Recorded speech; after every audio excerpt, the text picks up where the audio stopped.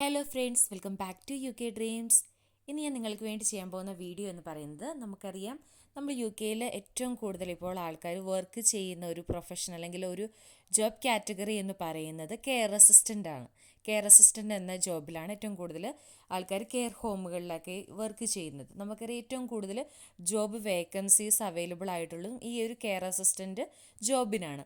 അന്നേരം ഒത്തിരി പേര് നമുക്ക് കമൻസിലോട് ചോദിച്ചിട്ടുണ്ട്. ഇപ്പോൾ ഇന്ത്യയിൽ നിന്നൊക്കെ യു കെയിലേക്ക് കെയർ അസിസ്റ്റൻ്റ് ആയിട്ട് വന്നിട്ടുണ്ടെങ്കിൽ നമുക്ക് പണം സേവ് ചെയ്യാനായിട്ട് പറ്റുമോ, എന്താണ് നിങ്ങളുടെ എക്സ്പീരിയൻസ് ഒന്ന് പറയാമോ എന്ന്. അതായത് ഞാനിപ്പോൾ ഒരു കെയർ അസിസ്റ്റൻ്റ് ആയിട്ട് വർക്ക് ചെയ്യാൻ തുടങ്ങിയിട്ട് ഒരു 3 ഇയേഴ്സായി. അന്നേരം എൻ്റെ ഒരു എക്സ്പീരിയൻസും കൂടിയാണ് ഞാൻ നിങ്ങളുമായിട്ട് ഷെയർ ചെയ്യാൻ വേണ്ടി പോകുന്നത്. വീഡിയോയിലേക്ക് പോകുന്നതിന് മുമ്പ് നമ്മുടെ ചാനൽ ഫസ്റ്റ് ടൈമാണ് കാണുന്നതെങ്കിൽ ഒന്ന് സബ്സ്ക്രൈബ് ചെയ്യുക. അതുപോലെ തന്നെ ഈ ഒരു വീഡിയോ ഇഷ്ടപ്പെട്ടിട്ടുണ്ടെങ്കിൽ ഒന്ന് ലൈക്ക് ചെയ്യാനും മറക്കല്ലേ. വീഡിയോയിലേക്ക് പോകുന്നതിന് മുമ്പ് എല്ലാവരോടും എൻ്റെ ഹൃദയം നിറഞ്ഞ നന്ദി ഞാൻ അറിയിക്കുകയാണ്. കാരണം ഞാൻ ഈ ഒരു വീഡിയോ ഇപ്പോൾ ചെയ്യുന്ന ടൈമിൽ നമ്മുടെ ചാനലിൽ 16,000 സബ്സ്ക്രൈബേഴ്സായി. നിങ്ങളോടുള്ള നന്ദി എത്ര പറഞ്ഞാൽ തീരുമെന്ന് എനിക്കറിയത്തില്ല. അത്രയും നിങ്ങളെന്നെ സപ്പോർട്ട് ചെയ്തിട്ടുണ്ട്. അന്നേരം നിങ്ങൾ തന്ന സപ്പോർട്ടിന് ഒത്തിരി നന്ദി ഞാൻ പറയുന്നു. ഇനി മുന്നോട്ടുള്ള വീഡിയോസിലും അതുപോലെ തന്നെ മുന്നോട്ടുള്ള നമ്മുടെ ചാനലിൻ്റെ യാത്രയിലും ഞാൻ നിങ്ങളുടെ സപ്പോർട്ട് പ്രതീക്ഷിക്കുന്നു. ഞാനിവിടെ യു കെയിൽ ഫസ്റ്റ് സ്റ്റുഡൻ്റായിട്ടായിരുന്നു വന്നിട്ടുണ്ടായിരുന്നത്. അന്നേരം സ്റ്റുഡൻ്റായി വന്ന ടൈമിൽ നമ്മൾ കെയർ ഹോമിൽ ജോലി ചെയ്യുന്ന ടൈമിൽ നമുക്ക് ഫസ്റ്റ് 2 ഡേയ്സ് മാത്രമേ നമുക്ക് വർക്ക് ചെയ്യാനായിട്ട് പറ്റുകയുണ്ടായിരുന്നുള്ളൂ. അങ്ങനെ നോക്കുമ്പോൾ നമുക്ക് സേവിങ്സ് ഒന്നും പ്രത്യേകിച്ച് ചെയ്യാനായിട്ട് സാധിക്കുകയില്ല. കാരണം വെച്ചിട്ടുണ്ടെങ്കിൽ നമുക്ക് ഇവിടുത്തെ എക്സ്പെൻസ്, നമ്മുടെ ട്യൂഷൻ ഫീസിന് കണ്ടെത്തണം, അങ്ങനെ എല്ലാം കൂടി ആകുമ്പോൾ നമുക്ക് ബുദ്ധിമുട്ടായിരുന്നു. പിന്നെ ഫാമിലി ആയിട്ടാണ് വരുന്നതെങ്കിൽ ഇപ്പോൾ ഹസ്ബൻഡ് ഫുൾ ടൈം വർക്ക് ചെയ്യുന്നത് കൊണ്ട് നമുക്ക് ഹസ്ബൻഡിൻ്റെ സാലറിയിൽ നിന്ന് കുറച്ച് സേവ് ചെയ്യാനായിട്ട് സാധിക്കും.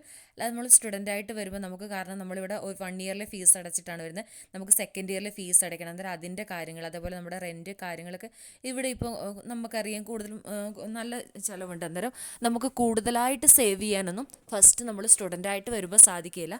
അതേസമയം നിങ്ങൾ ഹസ്ബൻഡ് അല്ലെങ്കിൽ ഫാമിലി ആയിട്ടാണ് വരുന്നതെങ്കിൽ നിങ്ങൾക്ക് ഹസ്ബൻഡിന് അത്യാവശ്യം സേവ് ചെയ്യാനൊക്കെ ആയിട്ട് സാധിക്കും. എനിക്ക് ഏറ്റവും വളരെ സന്തോഷത്തോടുകൂടി, അല്ലെങ്കിൽ എനിക്ക് ഏറ്റവും അഭിമാനത്തോടുകൂടി പറയാൻ പറ്റുന്ന ഒരു കാര്യം എന്ന് പറഞ്ഞിട്ടുണ്ടെങ്കിൽ എൻ്റെ ട്യൂഷൻ ഫീസ് പേ ചെയ്തത് ഞാൻ തന്നെയാണ്. അതായത് നമ്മൾ ആദ്യം തന്നെ ജോലി ചെയ്യുമ്പോൾ തന്നെ നമ്മൾ അനാവശ്യമായിട്ട് ചിലവുകളൊന്നും നടത്താതെ ട്യൂഷൻ ഫീസിലേക്ക് എനിക്കിപ്പോൾ സാലറി കിട്ടുമ്പോൾ ഫസ്റ്റ് തന്നെ ഞാൻ ഇത്ര എമൗണ്ട് വെച്ച് മാറ്റി വെക്കുമായിരുന്നു. എന്നിട്ട് ബാക്കിയുള്ളത് കൊണ്ട് അങ്ങനെ അഡ്ജസ്റ്റ് ചെയ്തായിരുന്നു. എനിക്ക് നമ്മളിവിടെ വന്നു കഴിഞ്ഞപ്പോൾ തൊട്ട് കിട്ടിയ സാലറിയിൽ നിന്ന് ഒരു ഇത്ര പേയ്മെൻറ്റ് വെച്ച് എനിക്ക് ട്യൂഷൻ ഫീസ് അടയ്ക്കാൻ വേണ്ടി വലിയ ബുദ്ധിമുട്ട് അങ്ങനെ കാര്യങ്ങളൊന്നും വന്നിട്ടില്ലായിരുന്നു. പക്ഷെ നമ്മൾ അടിച്ചു പൊളിച്ച് അങ്ങനെയൊക്കെ നമ്മൾ ലൈഫ് കാണുന്നെങ്കിൽ നമുക്ക് പ്രത്യേകിച്ച് നമ്മുടെ കയ്യിൽ സേവിങ്സ് കാര്യങ്ങളൊന്നും തന്നെ ഉണ്ടാവുകയില്ല. നേരം നമ്മൾ ഈ ഒരു രാജ്യത്ത് വന്നിട്ട് ഏൺ ചെയ്യാനായിട്ട്, അല്ലെങ്കിൽ നമുക്ക് കുറച്ച് നമുക്കിപ്പോൾ നമ്മളറിയാം, നമ്മളൊരു രാജ്യത്ത് നിന്ന് ഇങ്ങോട്ട് കയറി വരുന്ന സമയത്ത് നമുക്ക് ഒത്തിരി ചിലവ് കാര്യങ്ങളൊക്കെ ഉണ്ടാകും. കാരണം നമ്മൾ ഒത്തിരി പൈസയൊക്കെ നമ്മൾ ചിലപ്പോൾ പണയം വെച്ചിട്ടായിരിക്കും, അല്ലെങ്കിൽ നമ്മൾ വിറ്റിട്ടൊക്കെ ആയിരിക്കും വന്നത്. അതൊക്കെ നമുക്ക് റിക്കവർ ചെയ്ത് എടുക്കണമെങ്കിൽ നമ്മൾ നന്നായിട്ട് സേവ് ചെയ്യണം. നമുക്ക് പോയതൊക്കെ നമുക്ക് തിരിച്ചെടുക്കണം എന്നുള്ളൊരു ആഗ്രഹം ഫസ്റ്റ് ഉണ്ടെങ്കിൽ, നമ്മൾ നന്നായിട്ട് ഹാർഡ് വർക്ക് ചെയ്തിട്ടുണ്ടെങ്കിൽ നമുക്ക് എന്തായാലും നമുക്കത് തിരിച്ചെടുക്കാനായിട്ട് സാധിക്കും. അന്നേരം ഞാൻ ആദ്യം എൻ്റെ കോഴ്സ് കംപ്ലീറ്റ് ചെയ്ത ശേഷം ഞാൻ സ്വിച്ച് ചെയ്തിട്ടാണ് എനിക്ക് COS കാര്യങ്ങളൊക്കെ കിട്ടിയിട്ടുണ്ടായിരുന്നത്. ആ ഒരു ടൈമിൽ സ്വിച്ച് ചെയ്യുന്നതൊന്നും ബുദ്ധിമുട്ടുള്ള കാര്യമല്ലായിരുന്നു. നമുക്ക് സ്പോൺസർ ചെയ്യാൻ ഒരാളുണ്ടെങ്കിൽ, ഒരു കെയർ ഹോം റെഡി ആണെങ്കിൽ നമുക്ക് കോഴ്സ് സ്വിച്ച് ചെയ്യണം. അന്നേരം ഞാൻ എൻ്റെ കോഴ്സ് ഫിനിഷ് ചെയ്യുന്നതിന് 2 months ബിഫോറാണ് ഞാൻ ഇത് സ്വിച്ച് ചെയ്തിട്ടുണ്ടായിരുന്നത്. പക്ഷേ അതിനുശേഷം ഞാൻ കോഴ്സും കംപ്ലീറ്റ് ആക്കി, എൻ്റെ ഇതൊക്കെ കറക്റ്റായിട്ട് കോഴ്സും കംപ്ലീറ്റ് ആക്കി, സർട്ടിഫിക്കറ്റ് അങ്ങനെ എല്ലാ കാര്യങ്ങളും ഞാൻ, അതായത് യൂണിവേഴ്സിറ്റിയിൽ ഫുൾ ഫീസ് അടച്ചു, അങ്ങനെ എല്ലാ കാര്യങ്ങളും ചെയ്തിട്ടുണ്ടായിരുന്നു. നമുക്ക് വേറെ പ്രശ്നങ്ങൾ കാര്യങ്ങളൊന്നുമില്ലായിരുന്നു. നിങ്ങളിപ്പോൾ ഒരു ഹസ്ബൻഡ് വൈഫൊക്കെ ആയിട്ടാണ് നിങ്ങളിവിടെ യു കെയിൽ വന്നിട്ടുണ്ടെങ്കിൽ നിങ്ങൾക്ക് എന്തായാലും നല്ലതായിട്ട് മണി സേവ് ചെയ്യാനായിട്ട് സാധിക്കും.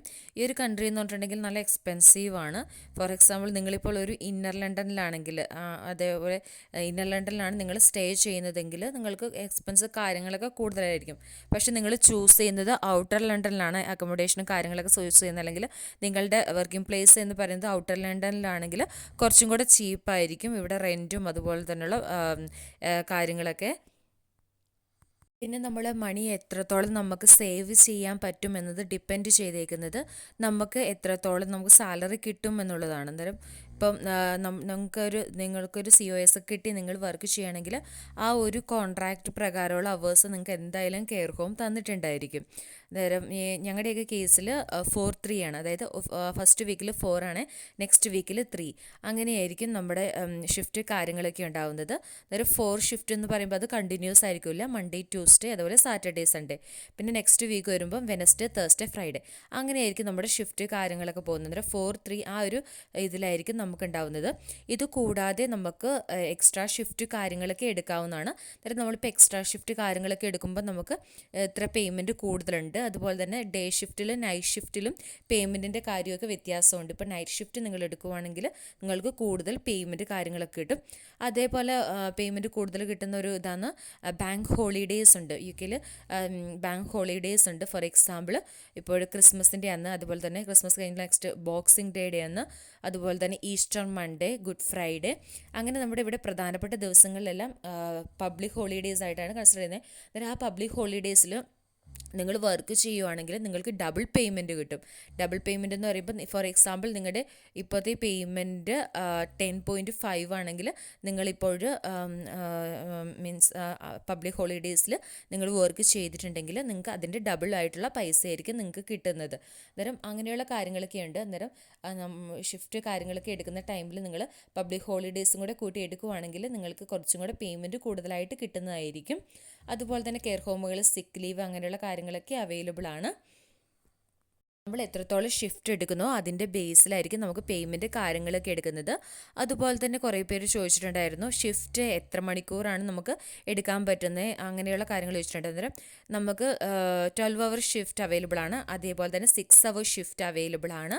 അതുപോലെ തന്നെ 4 അവേഴ്സ് ഷിഫ്റ്റൊക്കെ അവൈലബിൾ ആണ്. അത് ഓരോ കെയർ ഹോമിനെ ഡിപ്പെൻഡ് ചെയ്തുകൊണ്ടാണ്. അതായത് വെച്ചിട്ടുണ്ടെങ്കിൽ ഇപ്പോൾ നമ്മൾ ഫുൾ ഡേ ഷിഫ്റ്റാണ് എടുക്കുന്നതെങ്കിൽ നമുക്ക് എനിക്കൊക്കെ ഞാൻ വർക്ക് ചെയ്യുന്ന കെയർ ഹോമിൽ 11 മണിക്കൂറത്തെ പേയ്മെൻറ്റാണ് കിട്ടുന്നത്. 12 മണിക്കൂറത്തെ ഷിഫ്റ്റാണ്, പക്ഷേ 1 മണിക്കൂറത്തെ നമ്മുടെ ബ്രേക്ക് കാര്യങ്ങൾ കട്ട് ചെയ്യും. എന്നാൽ ചില കെയർ ഹോമുകൾ ആ ബ്രേക്കിൻ്റെ പേയ്മെൻറ്റും കൂടെ തരുന്ന കെയർ ഹോമുകളും ഉണ്ട്. അന്നേരം ഞാൻ എൻ്റെ കെയർ ഹോമിൻ്റെ കേസാണ് ഞാൻ പറഞ്ഞത്. അതുപോലെ തന്നെ ഹാഫ് ഡേ ഷിഫ്റ്റ്, ഇപ്പോൾ രാവിലെ ഫാമിലിയൊക്കെ ആയിട്ട് നിൽക്കുന്നവർക്ക് കുട്ടികൾ ഒക്കെ ഉണ്ടെങ്കിൽ അത് അഡ്ജസ്റ്റ് ചെയ്യുന്നവരുണ്ട്, ചിലപ്പോൾ ഹാഫ് ഡേ എടുക്കും, അങ്ങനെയൊക്കെ ഉണ്ട്. അന്നേരം നമുക്ക് ഹാഫ് ഡേ ഷിഫ്റ്റൊക്കെ അവൈലബിൾ ആണ്. അന്നേരം പിന്നെ കെയർ ഹോമുകളിൽ 1-to-1 ആയിട്ടുള്ള ഇതുണ്ട്. അതായത് ചില റെസിഡൻസിന് അവർക്ക് കൂടുതലായിട്ടുള്ള കെയർ കാര്യങ്ങൾ, ഫോർ എക്സാമ്പിൾ ഇപ്പോൾ ഡിമെൻഷ്യ വാർഡിലൊക്കെയാണ് ഇങ്ങനെയുള്ള 1-to-1 ഫെസിലിറ്റീസൊക്കെ അവൈലബിൾ ആകുന്നത്.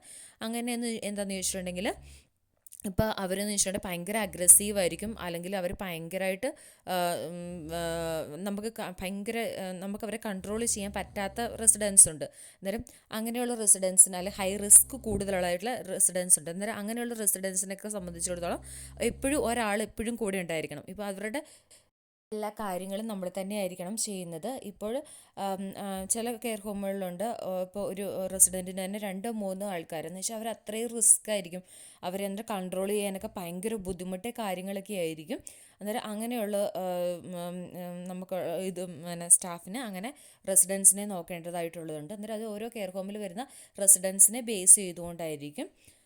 അന്നേരം അതിൻ്റെ പേയ്മെൻറ്റ് കാര്യങ്ങളൊക്കെ ഇപ്പോൾ നമ്മളിപ്പോൾ ഒരു റെസിഡൻറ്റിൻ്റെ ഒരു കെയർ ഹോമിൽ അവർക്ക് അക്കോമഡേഷൻ കിട്ടുമ്പോൾ പലതരത്തിലുള്ള പാക്കേജ് ഉണ്ട്. അന്നേരം അവരുടെ ആ ഒരു ഇതിനെയൊക്കെ ബേസ് ചെയ്തുകൊണ്ടായിരിക്കും ഒരു കെയർ ഹോമിൽ നമുക്ക് അഡ്മിഷൻ കാര്യങ്ങളൊക്കെ കിട്ടുന്നത്.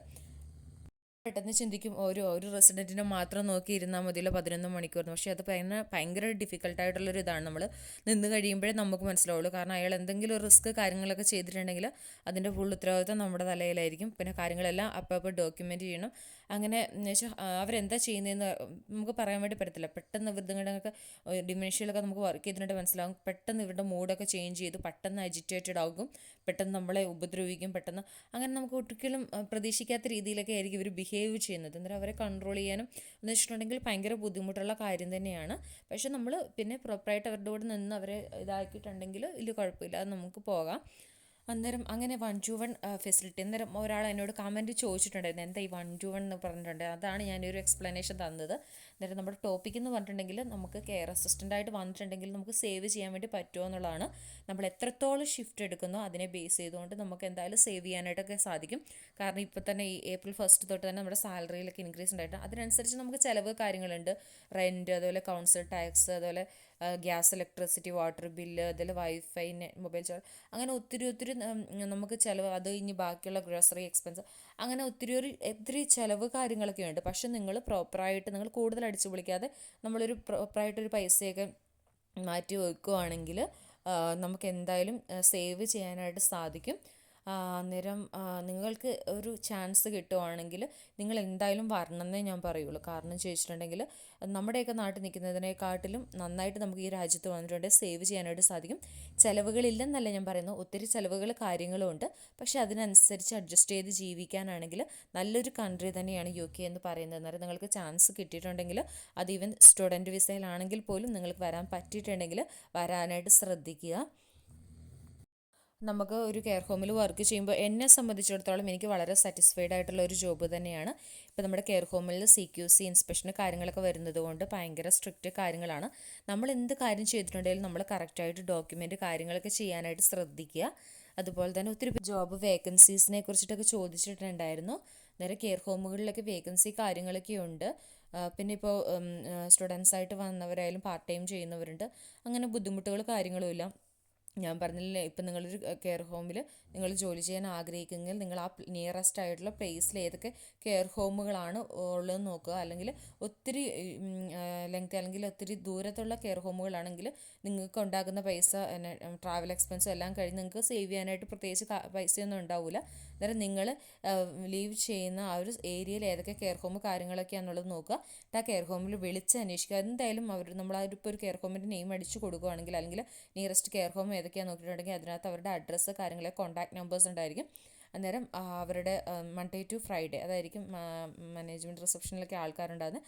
ആ ഒരു ടൈമിലൊക്കെ വിളിച്ച് നോക്കുക ജോബ് വേക്കൻസീസ് ഉണ്ടോ കാര്യങ്ങളൊക്കെ ഉണ്ടോ. അല്ലെങ്കിൽ അവരുടെ മെയിൽ ID ഒക്കെ കളക്ട് ചെയ്തിട്ട് നിങ്ങൾ ആപ്ലിക്കേഷനൊക്കെ സബ്മിറ്റ് ചെയ്തിടുക. അതൊക്കെ നിങ്ങൾക്ക് ചെയ്യാവുന്ന കാര്യങ്ങൾ. അതേപോലെ തന്നെ ജോബ് സെർച്ചിങ് ആപ്പുകളുണ്ട്. അതുവഴി നിങ്ങൾക്കൊരു പ്രൊഫൈൽ ഉണ്ടാക്കിയിട്ട് അതുപോലെ തന്നെ നിങ്ങളുടെ എക്സ്പീരിയൻസ് സർട്ടിഫിക്കറ്റ് കാര്യങ്ങളൊക്കെ ആഡ് ചെയ്തിട്ട് നിങ്ങൾക്ക് സെർച്ച് ചെയ്യാവുന്നതാണ്. നമ്മൾ എത്രത്തോളം സെർച്ച് ചെയ്യുന്നു അല്ലെങ്കിൽ നമ്മൾ എത്രത്തോളം ഇതിനുവേണ്ടി ഡെഡിക്കേറ്റ് ചെയ്യുന്നു അതിനനുസരിച്ച് നമുക്ക് എന്തായാലും കിട്ടും. എങ്ങനെയായാലും ഈ ഒരു രാജ്യത്ത് ഏറ്റവും കൂടുതൽ വേക്കൻസി കാര്യങ്ങളൊക്കെ ഒത്തിരി ഉണ്ട്.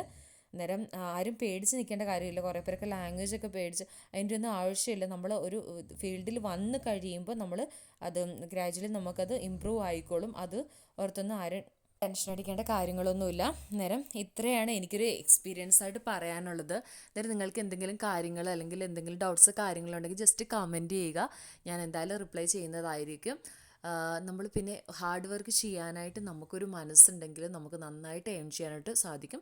നന്നായിട്ട് ഷിഫ്റ്റ് കാര്യങ്ങളൊക്കെ നമുക്ക് കിട്ടുന്നതിനനുസരിച്ചാണ് നമുക്ക് സേവ് ചെയ്യാനായിട്ട് സാധിക്കും. ടാക്സ് കാര്യങ്ങളൊക്കെ ഒത്തിരി പിടിക്കും. എന്നിരുന്നാലും നമുക്ക് പറ്റുന്നിടത്തോളം കാലം നമ്മൾ നന്നായിട്ട് വർക്ക് ചെയ്യുക. അന്നേരം ഇത്രയാണ് ഇന്നത്തെ വീഡിയോയിൽ ഞാൻ നിങ്ങളുമായിട്ട് ഷെയർ ചെയ്യാനായിട്ട് ആഗ്രഹിച്ചത്. അന്നേരം വീഡിയോ ഇഷ്ടപ്പെട്ടിട്ടുണ്ടെങ്കിൽ ഒന്ന് ലൈക്ക് ചെയ്യുക. അതുപോലെ തന്നെ നിങ്ങൾ തന്ന സപ്പോർട്ടിന് ഒത്തിരി നന്ദി പറയുന്നു. Thanks for watching my video. Thank you all.